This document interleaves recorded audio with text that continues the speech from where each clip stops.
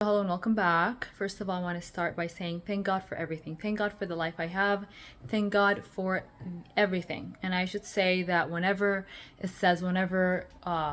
one of God's people faces a problem, they say, we are for God and to God we shall return. And there's another one we say is Hasbunallahu wa ni'mal wakil. And I am telling you, the amount of comfort you have when you have a direct connection to God during hard times, during good times. Make sure that your relationship with God never ever becomes weaker because of whatever circumstance you're going through.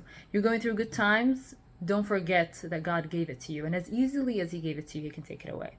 Life is so short, so you should understand that God's presence in your life and your gifts are not permanent. A lot of people flex with those things and they think it's permanent, and they use it to harm others. Anybody that harms someone else is someone that doesn't believe in the existence of God and how God takes care of the people who were oppressed. Trust me, oppression never lasts. And oppression, the repercussions of it, whether it's from the person themselves or from God Himself, honestly, if you get punished on this earth, it's going to be a much more merciful punishment than the thereafter. It really is. And you have to have a definite kind of understanding that this is going to take place sooner or later. I'm very, very, when I think about my life, I'm very, very grateful that I have my family, my father recovered. I am very grateful for my life. And as much, just remember, the more you stress out about something, not the less likely it won't happen or it will happen. It's unrelated. I want to reiterate that. Don't be worried, and make sure that you don't sit down. Being sad or being a little bit more nervous won't improve the outcome. So you have to be relaxed, chill. And a lot of people will want to work on your last nerve, and they want to, push things so you can be worried and psychologically worried about that and worried about this. Don't, when people want to play a psychological game with you, the first thing is that you've won. And two, you have tatwilat bal.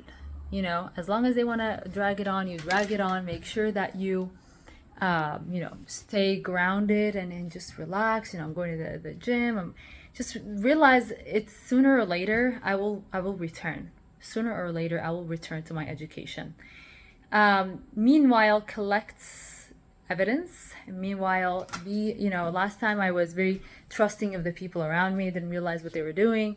But anyways, let me go back to the topic, is that be very, very chill. And as long as they want to drag it out, I'm, dragging it out will only, because once you complied with everything by law, they need to just pull you back. But they're going on vacations and just to push a little bit more of my education. But honestly, sooner or later this graduation will take place, no matter what. And when I see what's going on in even politics, and I see some people have won regardless of other people not wanting them to win, regardless of how much money they have. So this reiterates the fact that أنت تريد وأنا أريد والله يفعل ما يريد. God does what He wants, no matter what.